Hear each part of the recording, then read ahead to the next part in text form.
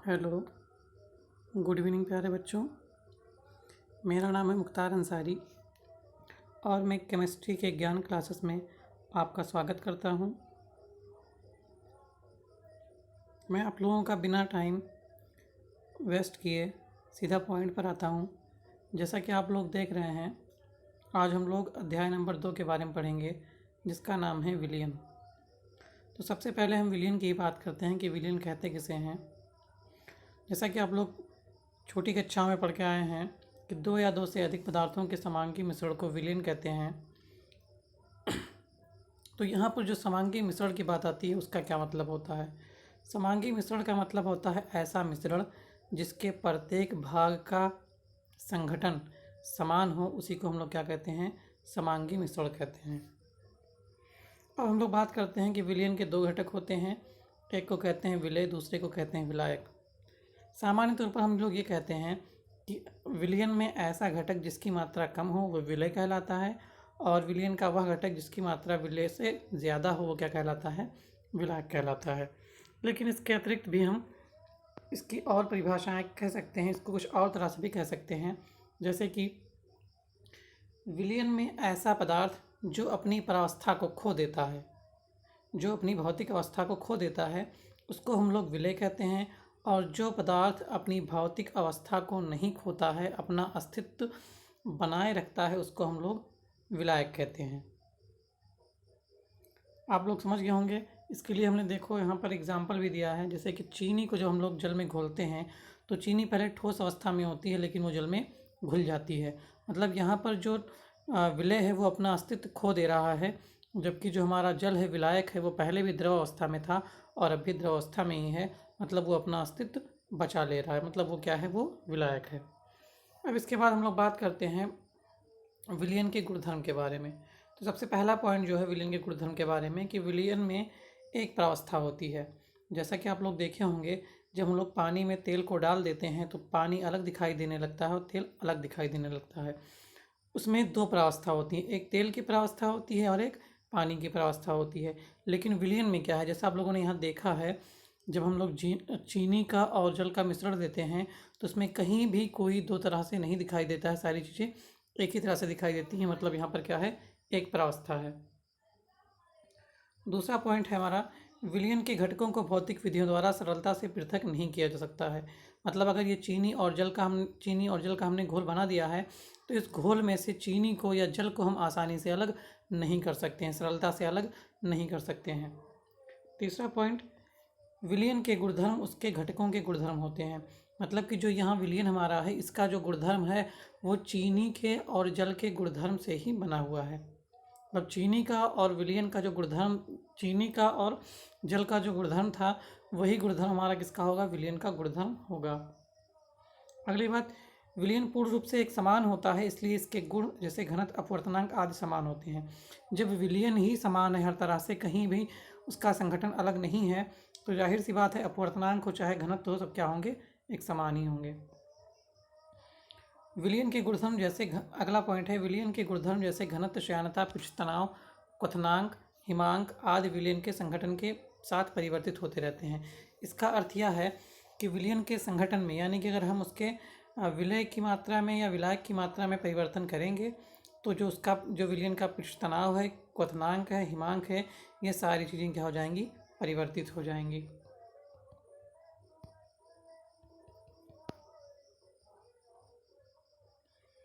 अब इसके बाद हम लोग बात करते हैं विलयन के प्रकार के बारे में।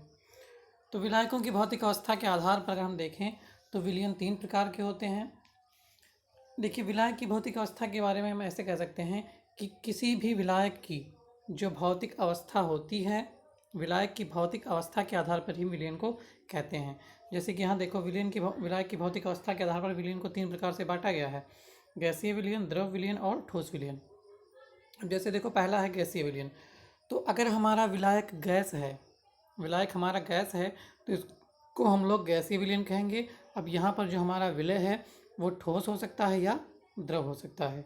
दूसरा है द्रव विलयन। तो यहाँ पर द्रव विलयन इसका नाम है, इसका मतलब क्या है, यहाँ पर जो विलायक है हमारा वो द्रव अवस्था में है, और जो हमारा विलय है वो या तो गैसीय अवस्था में होगा या ठोस अवस्था में होगा। तीसरा हमारा है ठोस विलयन। ठोस विलयन का मतलब जो विलायक हमारा है वो क्या किस अवस्था में है, ठोस अवस्था में है। अब हमारा जो विलय है वो या तो गैस अवस्था में होगा या तो द्रव अवस्था में होगा। इसके अतिरिक्त अवयवों की मात्रा के आधार पर भी हम विलायक विलयन के प्रकार को बता सकते हैं। जैसे कि एक होता है तनु और सांद्र विलयन। तनु और सांद्र विलयन होता है। तनु विलयन का मतलब होता है कि वह विलयन जिसके इकाई आयतन में विलय की मात्रा कम होती है वो हमारा तनु विलयन कहलाता है, तथा जिसके इकाई आयतन में विलय की सांद्रता अधिक होती है वो हमारा क्या कहलाता है, सांद्र विलयन कहलाता है। मतलब जिसमें विलय की मात्रा बहुत कम होगी वो क्या कहलाएगा, तनु विलयन कहलाएगा। और ऐसा विलयन जिसमें विलय की मात्रा अपेक्षाकृत ज़्यादा होगी वो क्या कहलाएगा, हमारा सांद्र विलयन कहलाएगा। दूसरा होता है संतृप्त और असंतृप्त विलयन। तो संतृप्त विलयन का मतलब क्या है? संतृप्त विलयन का मतलब होता है स्थिर ताप पर वह विलयन जिसमें विलय की अधिकतम मात्रा संभव घुली हुई हो, वो क्या कहलाता है, हमारा संतृप्त विलयन कहलाता है। जैसे कि अगर हम लोग देखें तो एक गिलास लेंगे, गिलास में हम लोग क्या करेंगे, चीनी को घोलेंगे। अब अगर चीनी को हम लोग घोलते हैं तो चीनी घुलती जाती है, फिर एक अवस्था ऐसी आएगी जब चीनी घुलना बंद हो जाएगी। तो वह जो विलयन होगा चीनी का वो क्या कहलाएगा, संतृप्त विलयन कहलाएगा। लेकिन संतृप्त विलयन के लिए ये ज़रूरी है कि हमारा ताप जो हो वो स्थिर रहे, ताप को घटाया बढ़ाया ना जा सके। और अगर यही संतृप्त विलयन से पहले की जो विलयन होती है वो क्या कहलाता है, असंतृप्त विलयन कहलाता है। जब हम घोलते जाते हैं घुलता जाता है, घोलते जाते हैं घुलता जाता है चीनी, तो वो जो हमारा विलयन होगा वो क्या कहलाएगा, असंतृप्त विलयन कहलाएगा। अब हम लोग बात करेंगे कि विलय और विलायक की भौतिक अवस्था के आधार पर विलयन जो होते हैं वो 9 प्रकार के होते हैं। जैसे कि आप लोग देख रहे हैं, विलय और विलायक की भौतिक अवस्था के आधार पर विलयन जो हमारा होता है वो 9 प्रकार का होता है। पहले हम लोग देखेंगे कि विलयन का प्रकार क्या होगा, गैसीय है, द्रव है, ठोस है। और फिर इसके बाद हम लोग एक एक करके पढ़ेंगे कि अगर विलय हमारा गैस है, द्रव है, ठोस है और विलायक हमारा गैस है, गैस मतलब अगर विलायक हमारा गैस है और विलायक हमारा द्रव है, विलायक हमारा ठोस है, तो फिर विलयन क्या होगा और फिर उसके एग्जाम्पल क्या होंगे। सबसे पहले हम लोग देखते हैं कि अगर विलायक हमारा गैस है और विलय भी हमारा गैस है, पहला विलयन हमारा होता है जिसमें विलायक भी गैस हो और विलय भी गैस हो। इसका एग्जाम्पल है कि नाइट्रोजन और ऑक्सीजन गैस का मिश्रण, या इसको हम वायु भी कह सकते हैं, इसका एग्जाम्पल है। दूसरा हमारा होता है विलायक हमारा गैस हो और द्रव हमारा और विलय हमारा द्रव हो। जैसे कि हम लोग जानते हैं विलायक हमारा गैस है, गैस का मतलब यहाँ वायु हमारा विलायक है और जो जलवाष्प है वो क्या है, विलय है। तीसरा हमारा एग्जाम्पल है विलायक हमारा गैस है और विलय हमारा ठोस है। तो नाइट्रोजन गैस में कपूर का मिश्रण जो होता है उसको हम इस तरह का विलयन मान सकते हैं। दूसरा हमारा होता है द्रव हमारा विलायक हो और गैस हमारा क्या हो, विलय हो। जैसे कि जल हमारा जो है वो द्रव है और इसमें ऑक्सीजन घुली हुई है, वो हमारी क्या है, गैस है, वो विलय है। फिर अगला देखते हैं हम लोग कि द्रव का द्रव में मिश्रण। द्रव का द्रव में मिश्रण मतलब यहाँ पर हमारा विलय भी हमारा द्रव होगा और विलायक भी हमारा द्रव ही होगा। यानी जल में हम अल्कोहल को घोल दें या अल्कोहल में जल को घोल दें, हमारा ये इसका एग्जाम्पल हो जाएगा। अगला हमारा है द्रव हमारा विलायक होगा और ठोस हमारा क्या होगा, विलय होगा। जैसे कि द्रव हमारा जल हो जाएगा और ठोस हमारा नमक हो जाएगा, यानी कि जल में घुलान हुआ नमक, ये हमारा इसका एग्जाम्पल हो जाएगा। अगला फिर होगा ठोस का गैस में मिश्रण। अब यहाँ पर ठोस हमारा जो है वो क्या है, वो हमारा विलायक है और गैस जो हमारा है वो क्या है, हमारा विलय है। तो यहाँ ठोस पैलिडिनम द्वारा जो हाइड्रोजन गैस का अधिशोषण होता है वो इसका एग्जाम्पल होता है कि यहाँ पर जो हमारा विलायक है वो हमारा ठोस होगा पैलिडिनम, और जो हमारा विलय है वो क्या होगा, गैस होगा। अगला है ठोस हमारा विलायक होगा और द्रव हमारा क्या होगा, द्रव हमारा विलय होगा। तो यहाँ पर विलायक के रूप में हम लोग सोडियम को लेते हैं और द्रव के रूप में हम लोग मरकरी को लेते हैं। यानी सोडियम का अमलगम जो होगा वो क्या कहलाएगा, हमारा ठोस और द्रव का मिश्रण कहलाएगा। अगला फिर हमारा अंतिम जो है वो ठोस और ठोस का मिश्रण है। जैसा कि हम लोग जानते हैं कोई भी जो मिश्र धातु होती है वो इसी तरह की होती है, उसमें ठोस का और ठोस का मिश्रण होता है। आप लोग समझ गए होंगे। अब फिर हम लोग बात करते हैं विलयनों की सांद्रता को व्यक्त करने की विधियां क्या होती हैं। जो हमारे विलयन होते हैं उनकी सांद्रता किस तरह से व्यक्त की जा सकती है, इसके लिए हम लोग यहाँ पर पढ़ेंगे। बहुत सारे तरीके हैं सांद्रता को व्यक्त करने की, उन सारे तरीकों को हम लोग यहाँ पर पढ़ते हैं एक एक करके। सबसे पहले हम बात करते हैं कि सांद्रता किसे कहते हैं। तो सांद्रता का अर्थ होता है कि विलयन के इकाई आयतन या इकाई मात्रा में उपस्थित विलय की मात्रा ही क्या कहलाती है, उसकी सांद्रता कहलाती है। मतलब इकाई आयतन में या इकाई मात्रा में कितना विलय उपस्थित हमारा कोई विलय हमारा कितना उपस्थित है, ये क्या कहलाता है, उसकी सांद्रता कहलाती है। अब सांद्रता को हम लोग कई तरह से प्रदर्शित करते हैं, जिनमें से पहला हमारा होता है प्रतिशत सांद्रता। प्रतिशत सांद्रता हमारी होती है। और प्रतिशत सांद्रता भी कई सारी तरह की होती है। उसमें से जो हमारा पहला है वो है द्रव्यमान प्रतिशतता। द्रव्यमान प्रतिशतता के बारे में देख लेते हैं पहले। तो किसी विलयन के 100 ग्राम में उपस्थित विलय पदार्थ का ग्राम में द्रव्यमान जो होता है उसी क्या कहते हैं, विलयन की प्रतिशत सांद्रता कहते हैं।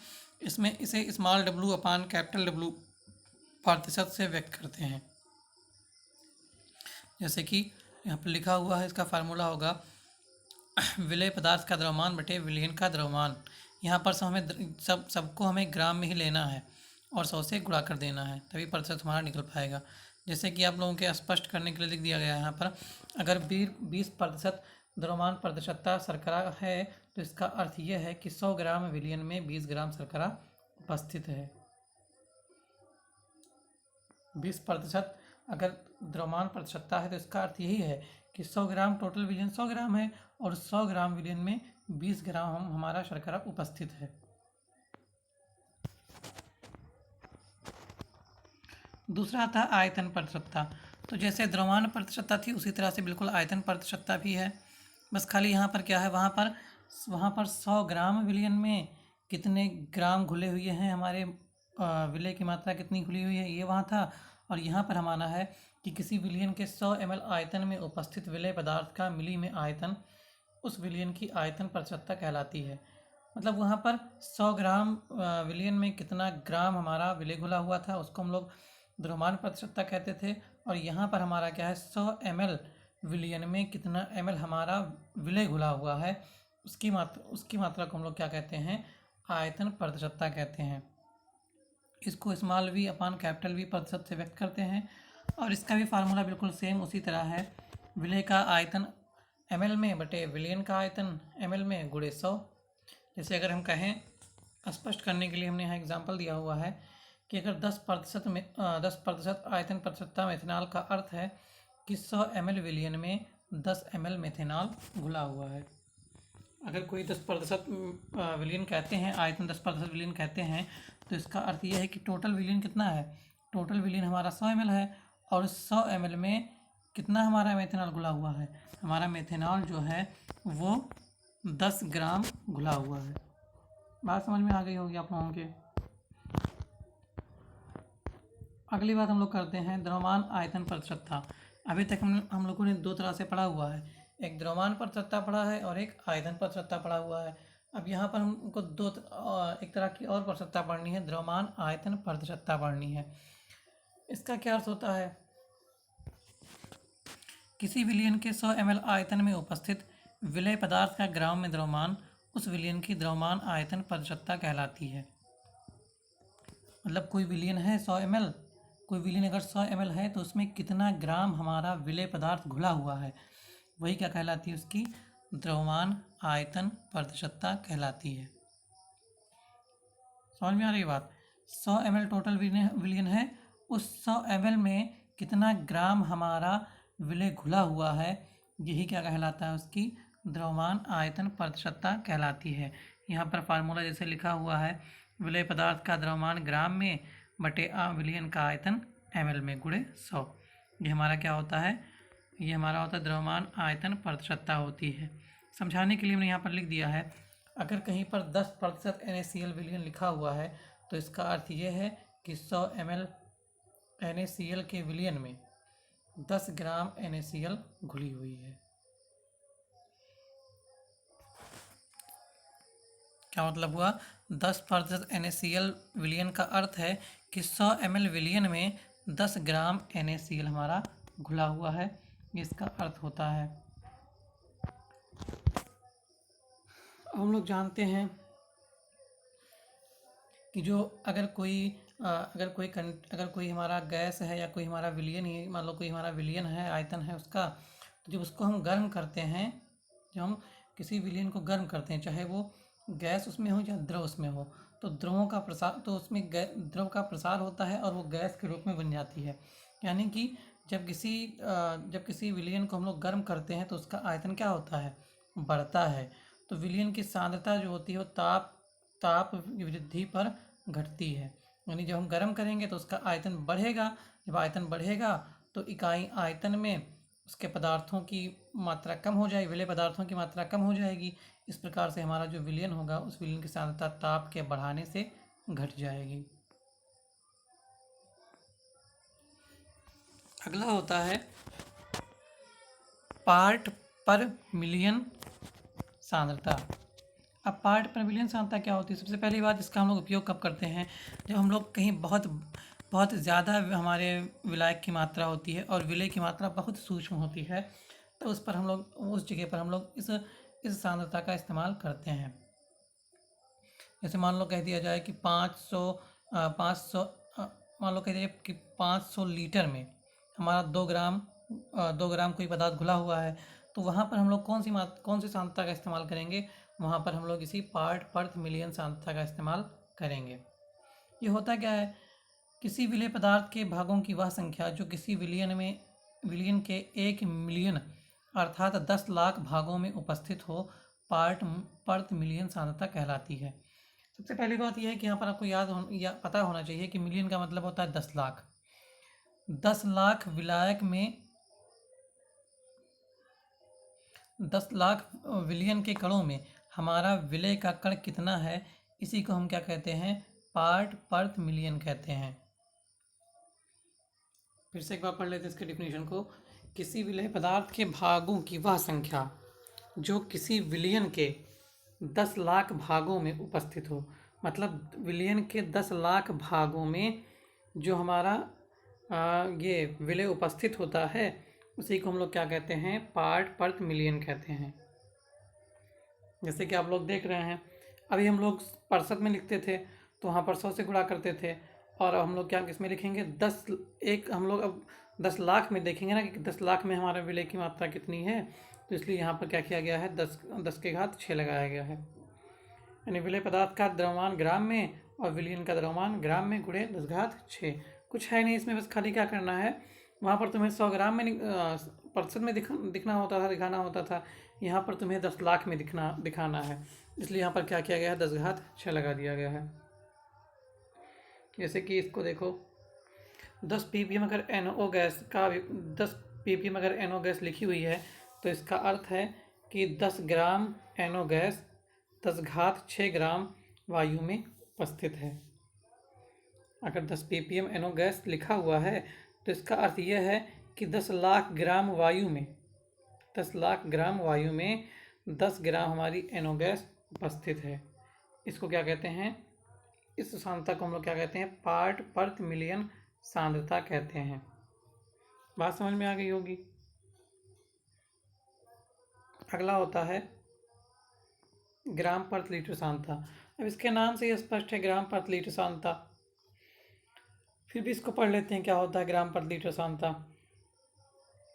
किसी विलयन के 1 लीटर में उपस्थित विलेय पदार्थ की ग्राम में मात्रा जो होती है, उसी को हम लोग क्या कहते हैं? ग्राम पर लीटर सांद्रता कहते हैं, या इसको सामर्थ्य कहते हैं, या शक्ति कहते हैं। मतलब किसी विलयन का अगर 1 लीटर है तो उसमें विलेय पदार्थ की मात्रा कितनी है ग्राम में, उसी को हम लोग क्या कहते हैं? ग्राम पर लीटर सांद्रता कहते हैं। आप लोग फार्मूला देख सकते हैं, लिखा हुआ विलेय का द्रव्यमान ग्राम में बटे विलयन का आयतन लीटर में। फिर यहाँ पर वही बात आती है कि जो हमारा विलयन का आयतन है, जब हम क्या करेंगे, ताप को ज़्यादा बढ़ाएंगे, ताप को बढ़ाएंगे तो गैसों का प्रसार होगा या ध्रुवों का प्रसार होगा। ध्रुवों का प्रसार होने से आयतन बढ़ जाएगा, और जब आयतन बढ़ जाएगा तो विलय की मात्रा है एकांक आयतन में, वो क्या हो जाएगी, बढ़ जाएगी। विलय की मात्रा जो है एकांक आयतन में वो घट जाएगी, और हमारा सांद्रता भी क्या हो जाएगा, घट जाएगा। जैसे यहाँ पर लिखा हुआ है कि यदि NaOH का 20 ग्राम 4 लीटर जल में घुला है तो उसकी ग्राम पर लीटर सांद्रता कितनी हो जाएगी। सीधी सी बात है, 4 लीटर में कितना घुला हुआ है, 20 ग्राम घुला हुआ है, तो 1 लीटर में कितना घुला रहेगा, 5 ग्राम घुला रहेगा। इसी तरह लिखा हुआ है कि 5 ग्राम पर लीटर सांद्रता जो होगी वो किसकी होगी, इसकी NaOH का अगर 20 ग्राम 4 लीटर में घोल दिया जाए तो उसकी ग्राम पर लीटर सांद्रता जो होगी वो 5 ग्राम पर लीटर होगी। आइए अब बात करते हैं जो सबसे इम्पॉर्टेंट चीज़ें हैं, जैसे कि यहाँ पर जो मोलरता लिखी हुई है। आप जब तक भी केमिस्ट्री पढ़ेंगे तब तक आपको मोलरता से पीछा नहीं छूटेगा, आपको पढ़ना पड़ेगा इसको। सबसे पहले इसके बारे में पढ़ लेते हैं। मोलरता का मतलब क्या होता है। मोलरता का सीधा सा मतलब होता है किसी विलयन के 1 लीटर में उपस्थित विलय पदार्थ के मोलों की संख्या, उसी को क्या कहते हैं, मोलरता कहते हैं।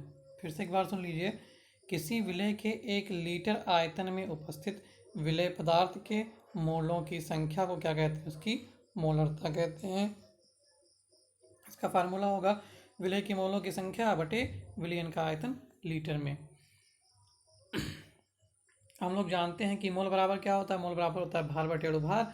तो इस मोल बराबर भार बटे अणुभार को ऊपर वाले फार्मूले में हम लोग रख लेते हैं, तो हमें प्राप्त हो जाता है विलय का भार बटे विलय का अणुभार और गुणे विलयन का आयतन लीटर में। या अगर आयतन हमें लीटर में ना दिया हुआ हो, ml में दिया हुआ हो, तो हम लोग क्या कर लेंगे, इसको 1000 से गुणा कर लेंगे। अगर विलयन हमें लीटर में ना दिया गया हो, ml में दिया गया हो, तो हम लोग क्या कर लेंगे, इसी को हम लोग 1000 से गुणा कर लेंगे। अब चूंकि हम लोग जानते हैं कि जो शक्ति बराबर होता है, अभी हम लोग ऊपर पढ़े हैं ग्राम पर लीटर सांद्रता, तो ग्राम पर लीटर सांद्रता को क्या कहते हैं, शक्ति कहते हैं। कितना ग्राम कितने लीटर में घुला हुआ है, इसको हम लोग शक्ति कहते हैं। तो इसको हम लोग यहाँ पर भी लिख सकते हैं। इसको हम लोग यहाँ पर इस तरह से लिख पाएंगे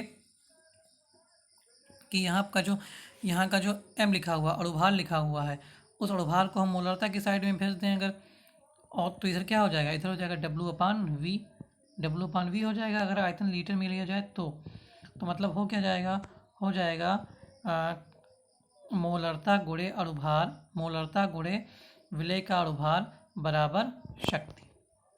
मोलरता गुणे विलय का अणुभार बराबर शक्ति होगा।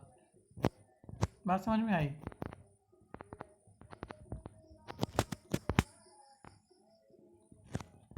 यहाँ पर लिखा हुआ देखिए, विलयन की शक्ति बराबर क्या हो जाएगा, विलय पदार्थ की मोलरता गुणे अणुभार। ये क्या हो जाएगा, ये हमारा विलयन की शक्ति हो जाएगी।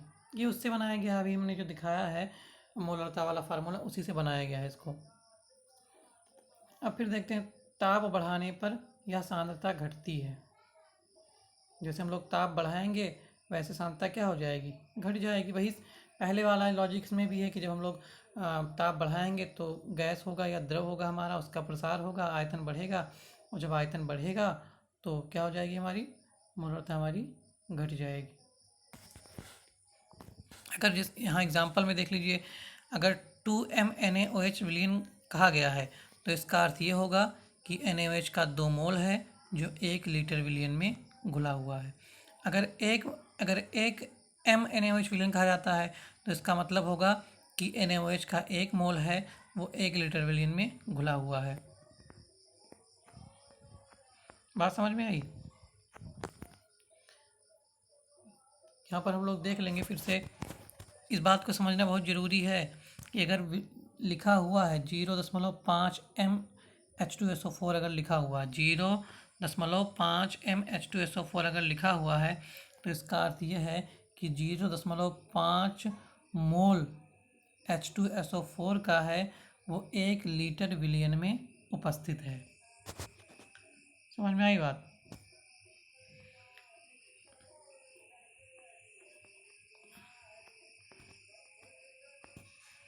चलिए फिर देखते हैं नॉर्मलता किसे कहते हैं।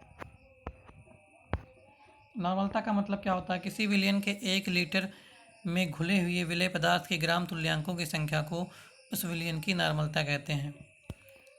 अब किसी विलयन के 1 लीटर में कितने ग्राम तुल्यांक हैं विलेय के, उसी को हम लोग क्या कहते हैं? उसी को हम लोग नॉर्मलता कहते हैं।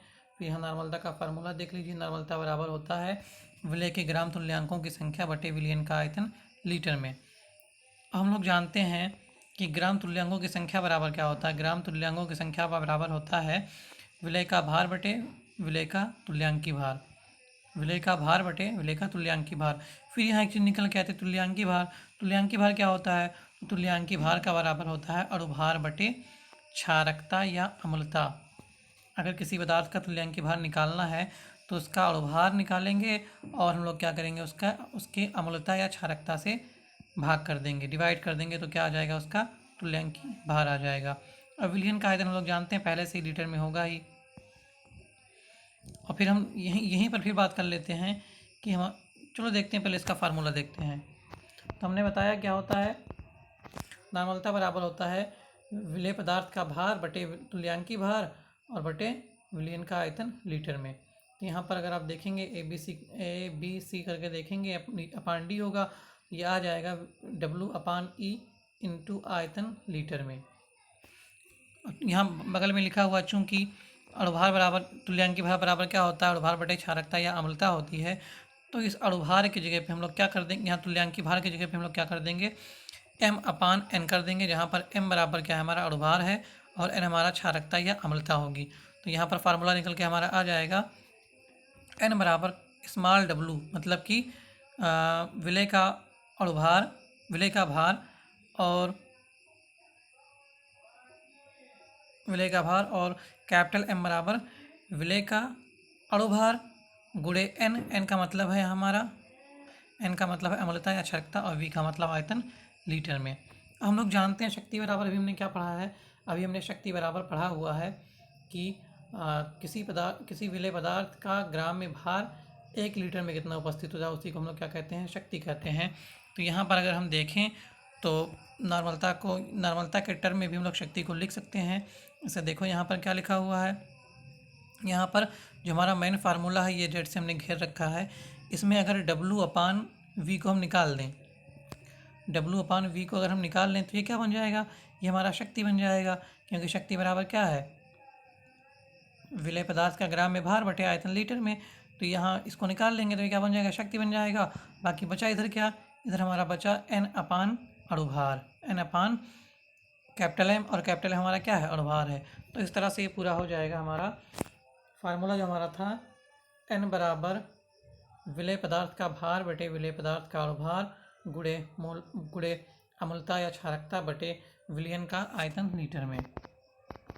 अब यहाँ पर 2 टर्म और आ रहे हैं, अम्लता या क्षारकता किसे कहते हैं, तो इसके बारे में भी देख लेते हैं। अम्लता क्षारकता किसे कहते हैं?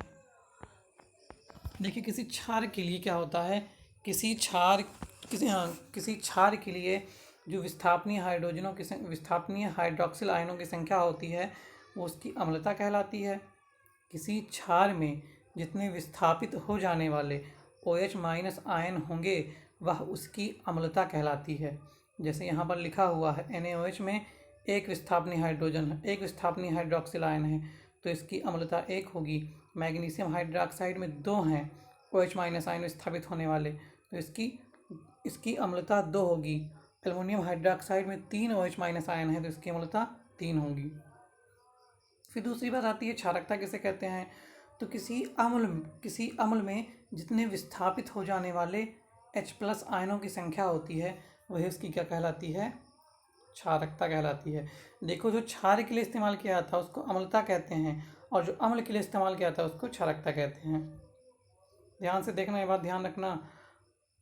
अम्लता क्या होती है? किसी क्षार के विस्थापनीय हाइड्रोक्सिल आयनों की संख्या, वो अम्लता कहलाती है। और क्षारकता क्या होती है? किसी अम्ल में विस्थापनीय हाइड्रोजन आयनों की संख्या जो होती है वो क्या कहलाती है? वो हमारी क्षारकता कहलाती है। जैसे एसिटिक एसिड के लिए 1 हो जाएगा, और यहाँ पर अल्कोहल लिख गया गलती से, वो एसिटिक एसिड होगा। एसिटिक एसिड के लिए 1 हो जाएगा, H2SO4 के लिए 2 हो जाएगा। इस तरह से आप लोग देख सकते हैं। चलिए ठीक है, आज के लिए इतना ही, फिर मिलेंगे। धन्यवाद।